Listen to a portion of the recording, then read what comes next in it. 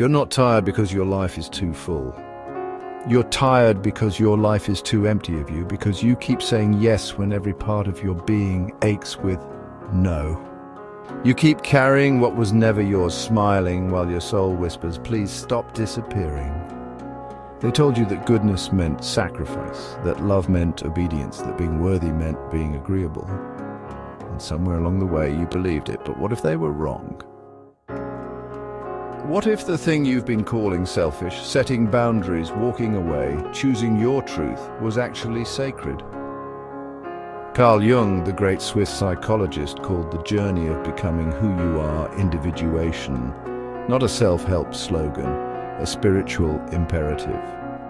The path of peeling away every false layer until only the truth remains. And he warned us, this path begins not with a yes, but with a no, a sacred no.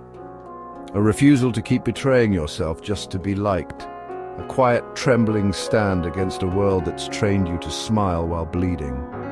But here's the trap, that no, even when it's honest, even when it's necessary, doesn't feel empowering at first. It feels like guilt. Not the kind that comes from doing harm. Jung called it tragic guilt, the sorrow that rises when you stop living for other people's approval. The ache of choosing soul over survival pattern.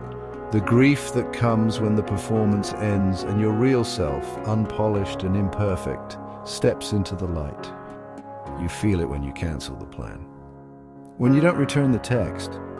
When you draw a line and don't explain why. And even though your body sighs in relief, your mind floods with panic. What if they think I'm selfish? What if they stop loving me? Who am I without this role? That panic isn't truth. It's the echo of old conditioning breaking apart, because you were never meant to live in service to everyone else's comfort. You were meant to live in alignment with your own center. That doesn't mean becoming hard or unkind. It means becoming whole. And the first step toward wholeness isn't glory, it's grief. Grief for the years you gave away to keep the peace. Grief for the joy you postponed in the name of being agreeable. Grief for the identity you wore like armor, one that won applause but never peace. That grief is not weakness, it's the threshold. And when you cross it, trembling but honest, you begin to understand something Jung spent his life trying to teach. Guilt is not always proof you've done something wrong. Sometimes it's proof that you've finally done something real. So let the guilt rise, let the conditioning shake, let the discomfort come. Because it means the sacred no is working. It means your life is finally becoming yours.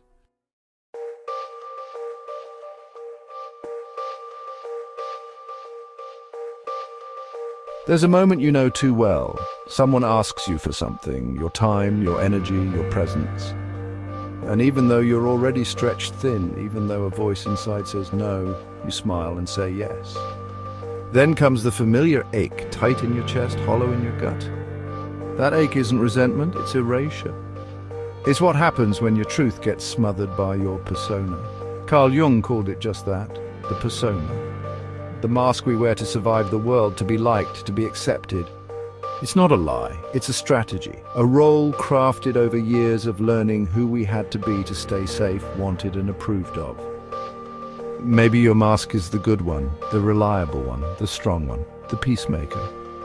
And it worked. You were praised for it, rewarded. You became everyone's go-to, everyone's rock. But somewhere along the line you stopped being a person and started being a utility. The mask began to crack the skin beneath it. You say yes while your body screams no. You give while your soul runs dry. You smile while your real self watches quietly from the shadows, waiting for permission to come home, but that permission never comes. Because the world isn't built to give it to you. You must reclaim it. But here's the truth no one tells you. Reclaiming your no will feel like loss before it feels like liberation. Loss of identity, loss of approval. Loss of that comforting sense that at least you're being useful. This is the collapse no one talks about. You wake up one morning and realize you've built a life that everyone else loves, and you don't recognize yourself in it. You cancel the plans and sit in silence, and it hits you. You don't know what you want. You've spent so long meeting other people's needs, you forgot how to hear your own. And that is the beginning, not a failure, of freedom. Because the part of you that still feels selfish for saying no, the part that cringes when you disappoint someone, that's the part that's been starved for oxygen. That's the part that carries your shadow, not the villain, not the monster, but the truth you weren't allowed to express. Anger, desire, limits, needs. All the things you were taught to swallow in the name of being good. But goodness isn't self-erasure, and peace that costs your authenticity isn't peace. It's performance, so how do you begin? You begin by listening to the ache. You begin by honoring the whisper that says, I can't do this anymore. You begin by letting the smile drop, not because you're bitter, but because you're done pretending. Done being agreeable at the cost of being real. Done nodding while your boundaries erode. And when the old guilt rises, because it will, breathe. Remind yourself this is not proof that you've failed, it's proof that you're finally healing. And when the guilt fades, what takes its place? Not perfection, not applause, but presence. And a voice, yours, quiet and grounded, that finally says, I matter too. I don't have to disappear to be loved. My no is enough. And for the first time in a long time, you don't just believe it, you feel it. And the world slowly begins to meet the real you. Not the one they trained you to be, but the one you came here to become.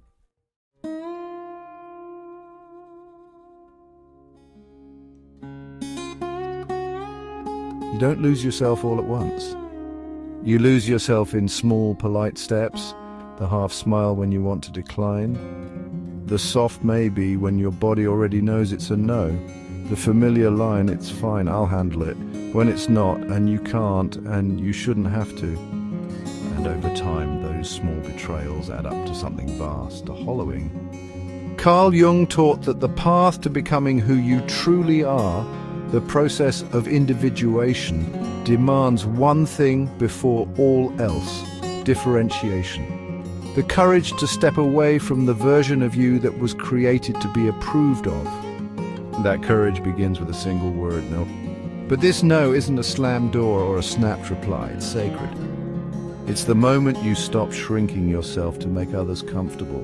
The moment you stop proving your goodness by erasing your needs.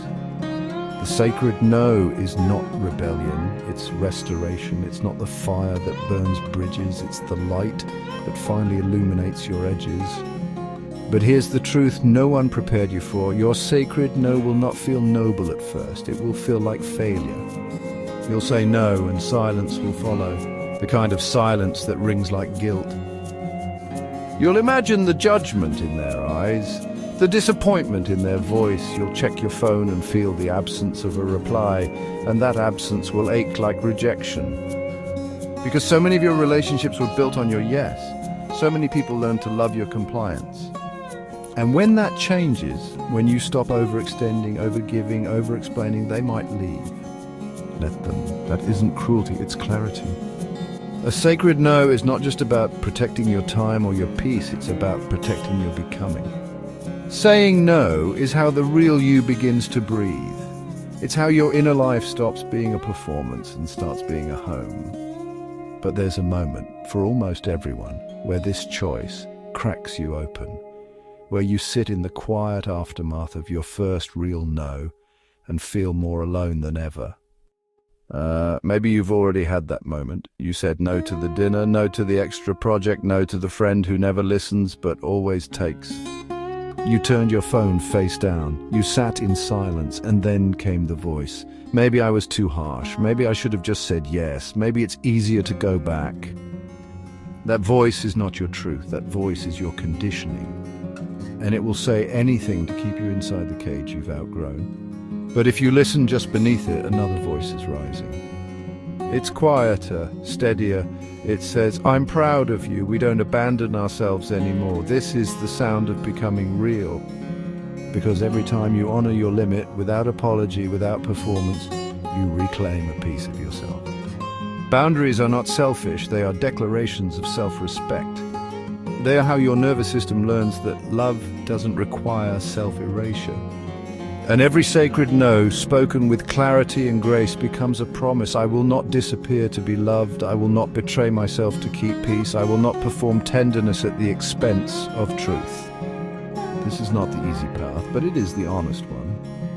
And on this path, the cost of saying yes to others at the expense of yourself becomes far too high. You learn that it's not your job to manage how others perceive your boundaries. Your job is to honor them. And the more you do, the more you begin to understand. Saying no is not rejection, it's revelation. It's the moment you stop asking for permission to be whole and start living like you already are.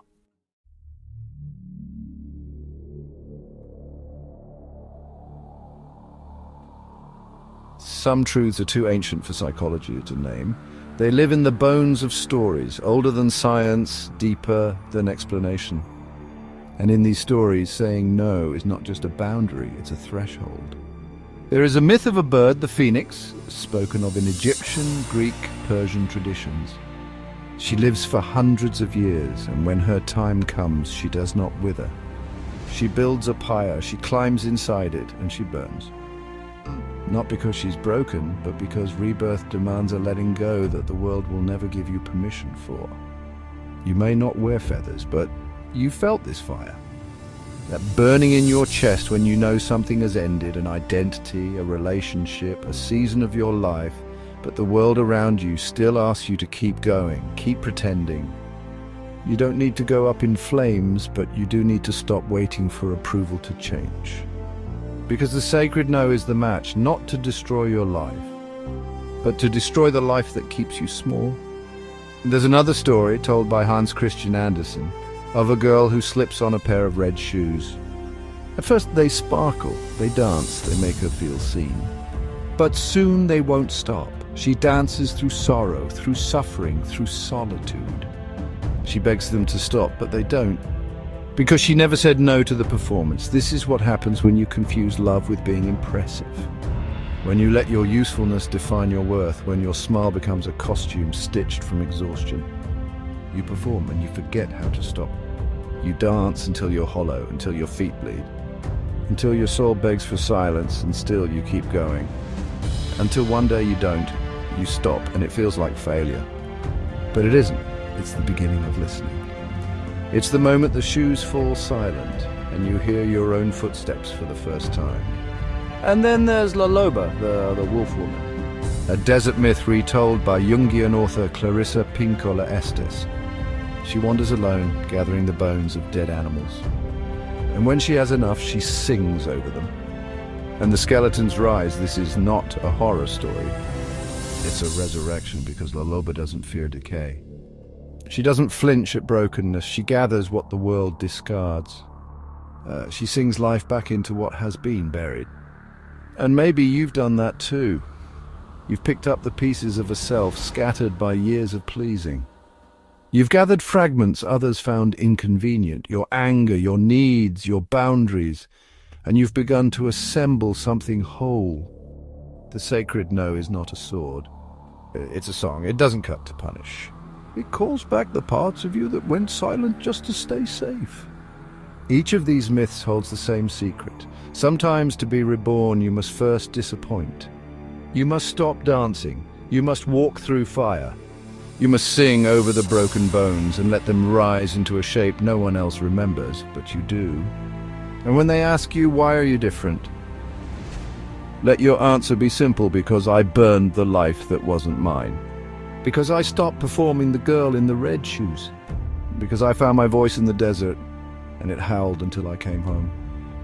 This isn't selfishness, this is sacred restoration. And the fire that freed you, it never wanted to hurt you. It only wanted to show you what still lives beneath the ash.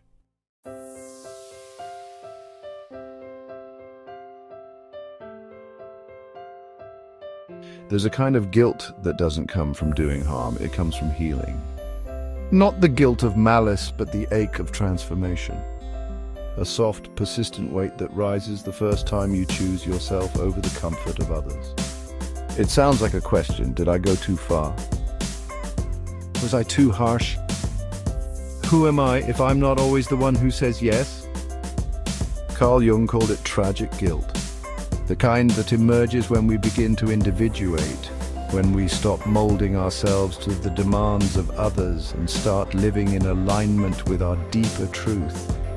This isn't the guilt of wrongdoing, it's the sorrow of separation, the mourning of old selves, the discomfort of choosing integrity over adaptation. Because choosing yourself doesn't just feel new. At first it feels wrong, you speak a sacred no, but the world doesn't collapse, but something inside you stirs. It's the part of you that was conditioned to believe that boundaries hurt people. That need equals shame, that peace must be earned through self-denial. That part isn't evil, it's just scared. It remembers what happened when you had needs that made others uncomfortable. It remembers the silence, the disapproval, the abandonment. And now, even when you're safe, even when you're free, the memory still pulls at your throat. But this is where the inner alchemy begins. Guilt, when faced with compassion and truth, doesn't have to dominate you, because it can transform you, because guilt is a signal. And when it rises after a boundary, it's not telling you you've failed. It's telling you you're changing. You're no longer performing for affection. You're no longer overextending to earn safety. You're no longer living from the blueprint of self-erasure. You're breaking the spell, and it's terrifying, because the guilt doesn't vanish overnight. You will feel it in the silence after the text goes unanswered. You will feel it when the invitation doesn't come. You will feel it when the relationship shifts, cools, or disappears because you stopped bending into its contours. But slowly something else begins to take its place. Peace. Not the kind that depends on other people's approval, the kind that comes from no longer abandoning yourself. This is not theory, it's somatic. It's in your nervous system, it's in your breath. The first time you say no and don't explain yourself, your hands might shake. The second time, your voice quivers less. The third time, you walk away, not out of anger, but from clarity. And clarity is quiet, it doesn't need to defend itself. It doesn't perform, it simply says, this is my line, and I will not cross it, even for love. That's when you know you've shifted. That your sacred no is no longer a reaction, it's a rhythm. A way of honoring the life you're no longer willing to compromise. Soul integrity isn't loud, it doesn't ask for applause. It's the knowing deep in your bones that you no longer betray yourself just to be understood. That you no longer disappear just to be invited. That you no longer contort just to be chosen. And maybe you still feel the guilt sometimes.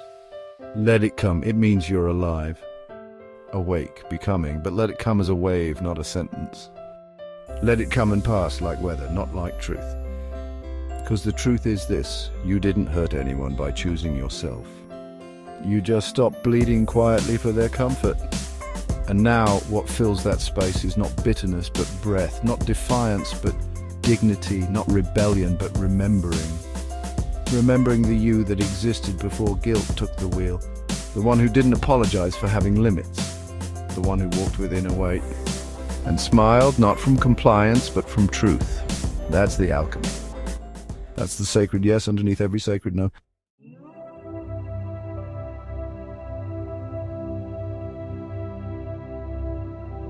Every sacred no leads here, to the yes that doesn't tremble, to the yes that doesn't shrink, to the yes that doesn't ask, am I allowed?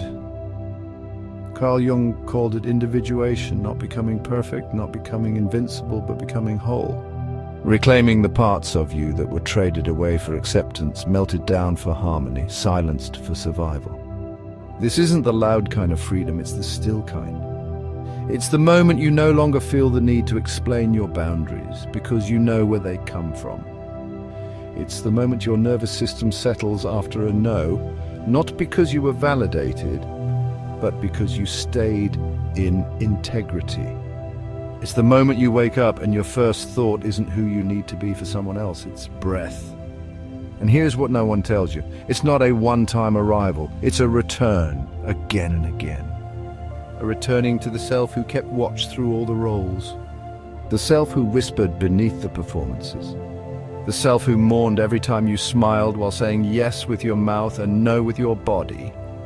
And now you hear that whisper clearly. You remember who you were before your no was trained out of you. You remember the day you first betrayed yourself for peace. You remember the friend you held space for while abandoning your own. You remember the weight of "I'm fine," the mask of whatever you need, the ache of course. And in that remembering, a flame rises. Not the flame of rage, but of recognition. I don't live there anymore. I don't lose myself for love anymore. I don't say yes to what hollows me anymore. This is the final yes. Not a yes to please, a yes to protect. A yes to pace, to pleasure, to presence. A yes that echoes through your posture, your tone, your choices. A yes that walks away when it needs to. A yes that stays rooted when questioned. A yes that doesn't perform softness but embodies strength. And maybe you're still scared sometimes. Maybe the guilt still knocks. Maybe old versions of you still reach for the mask. That's okay, they're just echoes. They're not home anymore. Home is in your breath now, in your spine, in the rhythm of your boundaries, in the kindness you give yourself when the world calls you difficult, in the peace that doesn't ask you to earn it. And when someone asks why you're different now, you won't explain. You'll smile, not the practice smile, but the real one. The one that says, because I remembered who I am. Because I belong to myself now. Because every time I said no to what dimmed me, I said yes to what lit me up. This isn't the end of the journey. This is the beginning of living it. And you'll know it's working not because life gets easier, but because you do. Because you carry yourself now. You walk in truth now. And the self you once protected in silence, she walks beside you now, visible, unapologetic, and finally home.